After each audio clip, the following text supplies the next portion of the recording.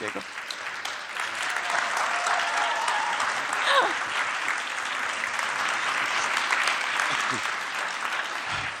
Thank you, my friends. It is a great honor to be asked to participate in such an interesting and very special gathering as it is just performing here. You know, I came straight from the zoo, and in half an hour I will go back to the zoo. So let me be brief. First of all, we must never forget that analogies never prove anything.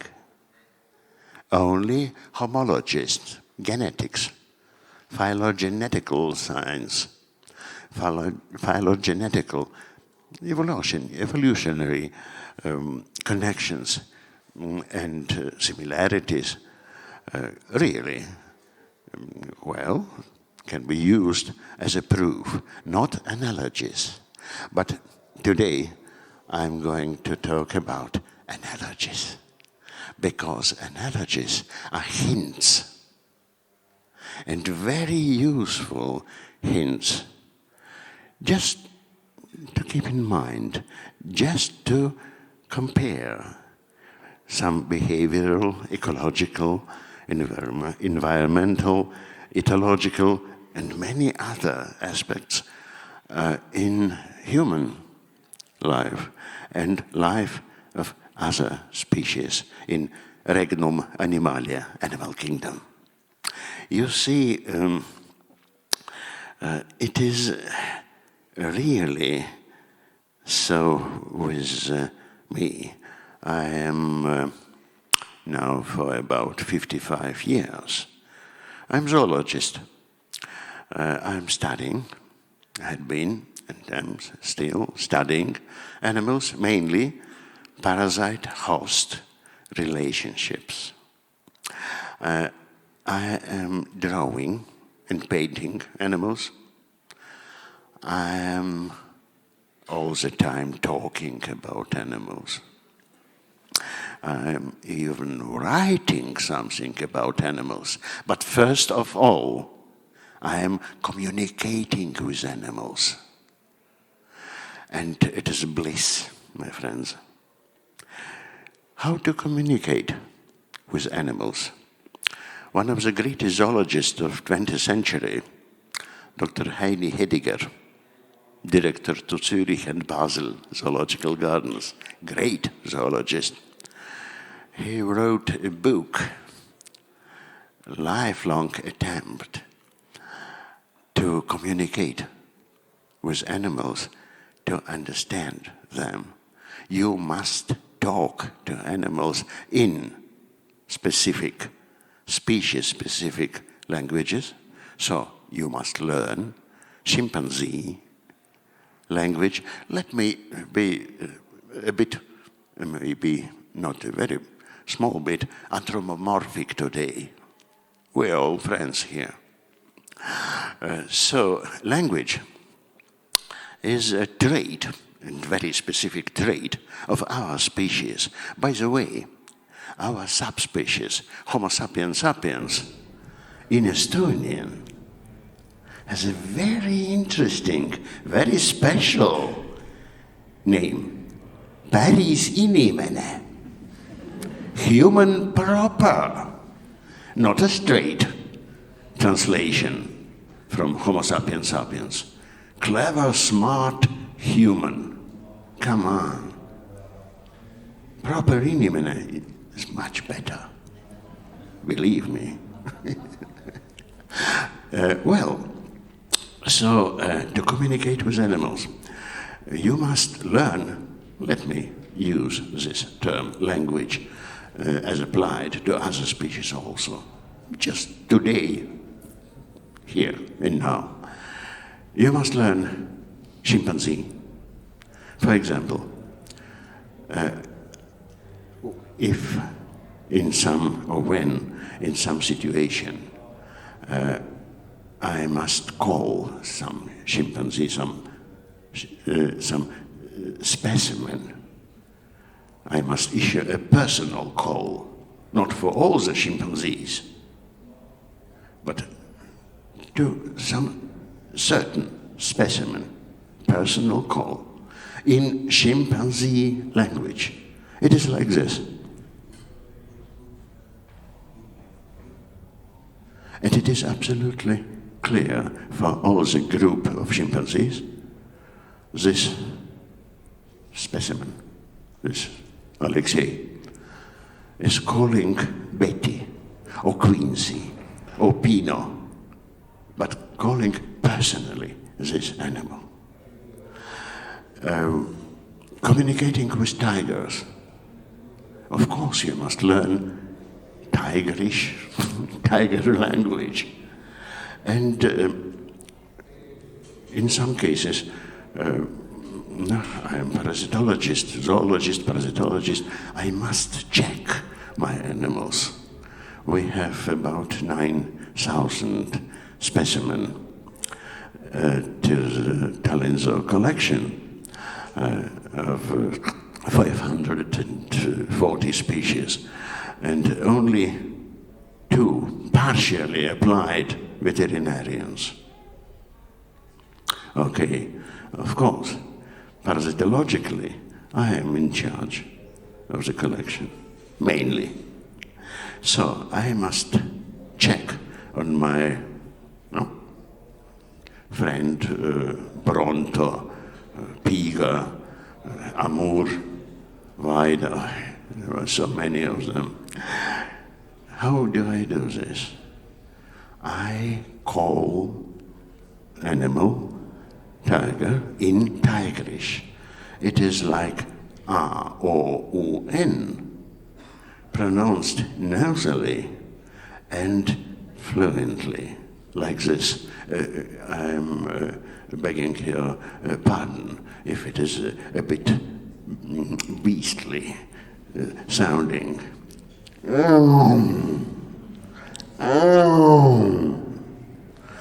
It is call. Come. Animal comes, and then I must reveal my attitude, general attitude. I must say in tigerish,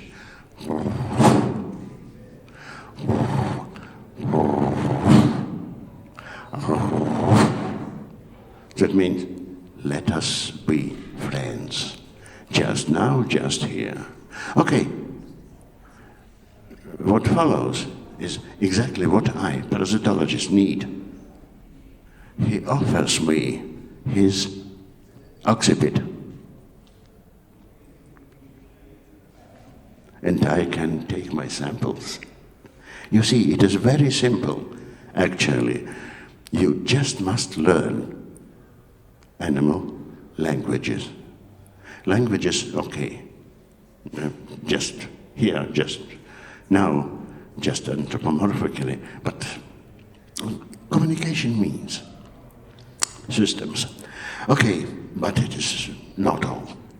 Most certainly, you must talk to animals in human, real, specific language. And that is the first rule in situation in the wild. Never whisper. It is provocative. Oi, siin on loom. It is very provocative for every animal. Never shriek. Don't roar. No, never do this. Just talk. Personally, I prefer some poetry. Something like, tere vürst, miks on su silmad sumedad kui sombu silmad? Or something like that. Just in normal, calm, benevolent key. Küll sa oled tore loomake, you are very smart, beer. I am sure you know what is good for you. most certainly to start a conflict with anything, especially with such a horrible thing like human. We are very horrible animals. We are bipedalist. We are tall, even I, with my meter point 68.5. Even I look horrible.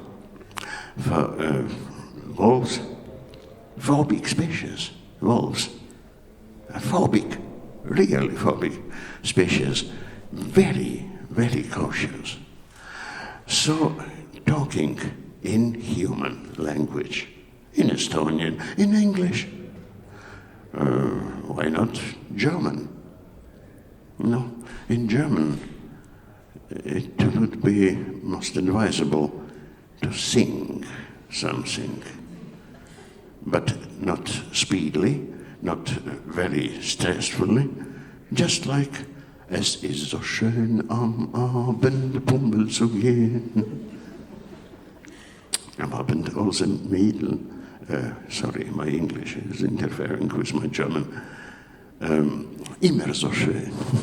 Okay, and animal, accept your message. I am concerned with my own business. You must not be afraid.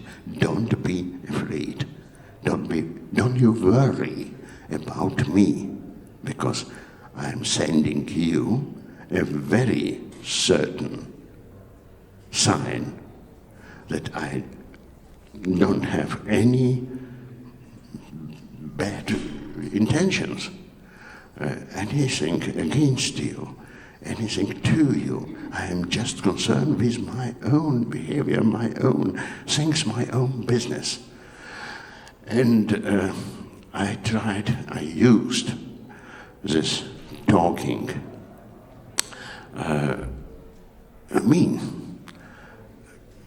many hundred times in Madagascar, in Africa, in Brazil, in Siberia, eastern Siberia, with tigers, free living tigers, and most certainly in Estonian forests. We really have, not by the European standards, quite a lot of bears, many hundreds, about 400 if we are lucky, lynxes, sorry.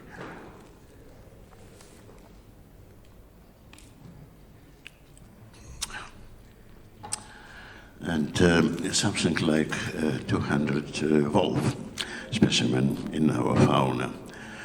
So, sustainability. How does it, all I am talking to you about, connected with sustainability? Directly, my friends. Never overuse your resources, inner resources, your energy, and outer resources, resources of safety, of food, of comfort, and so on. There is no limitless resources, and no animal species ever work for a market. All animals work for themselves and their young ones, K-type selection, animals like humans, mammals, all of mammals, and all of birds.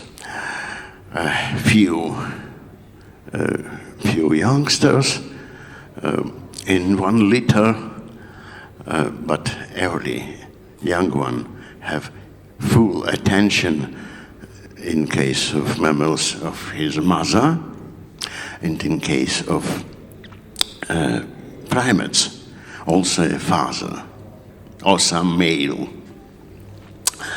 In case of birds, it is attention proper, attention of father and mother, mainly father, and so on. Well, for all of us, for all the animals, there are no limitless resources, so never be over-exploiting, you know. There is very interesting ecological rule, Shelford rule, 1913, year 1913. That means the best established populations are not the ones who exploit maximum resources, and most certainly no populations exploiting minimal resources, but the well-to-do, best established, yes, with a hope for continuously developing populations are the ones who exploit optimal resources or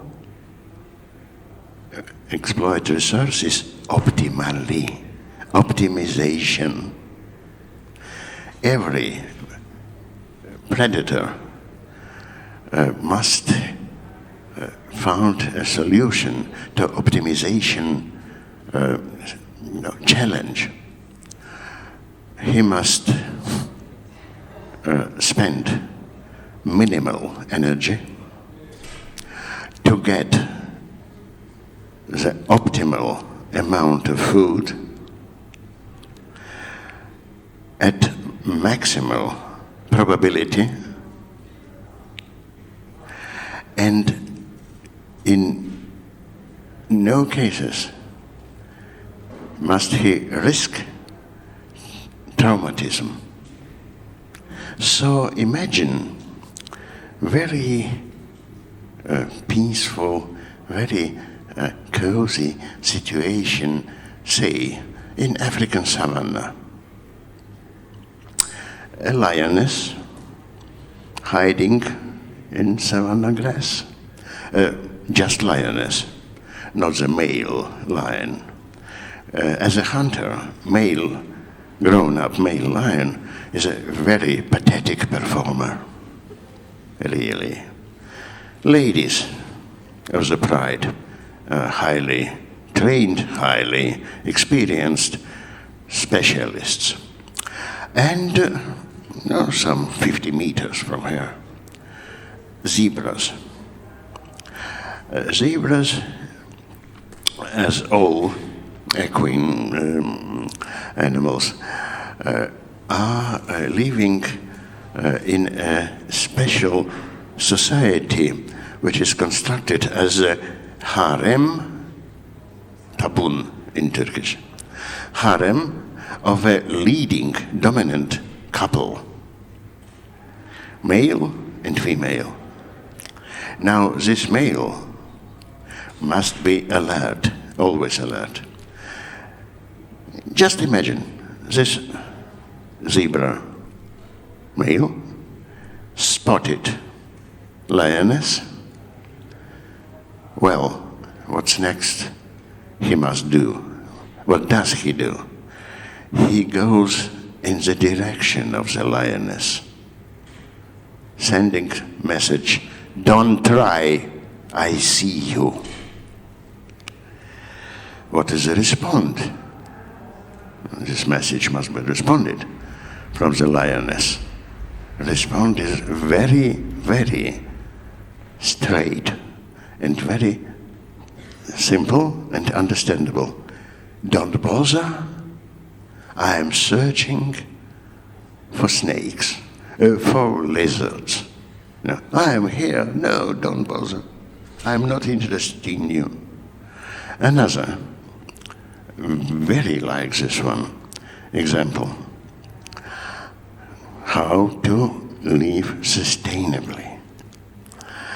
A rabbit on the small hill, just eating something. His ears are laying on his back. In the bush, some 10, maybe 15 meters from him, there is a fox, very much interested in this rabbit. Now, rabbit is experienced one. He chooses, or it chooses the place to have a breakfast. 10, 15 meters from the nearest bush, open space. And spotting the fox movements, very slight. What does a rabbit do? Runs away? No. He sends a message with his ears. I see you. What is fox's response? Foxes, let us suggest that fox is also very experienced, never tries in this situation to run for a rabbit. It is absolutely hopeless. The fox starts doing something noisily in the bush. It is a certain message to a rabbit. Don't worry, I'm digging for mice. It's absolutely safe for you. Now, you see, spare your energy. Foxes eat rabbits, and rabbits must save themselves from foxes. But it is mainly done, it is sustainably done by exchanging meaningful, clever, adequate messages. I know only one territorial mammal species who positions locate his marked border straight to the marked border of other, group of animals. Homo sapiens sapiens. Neutral zone, 20-meter wide.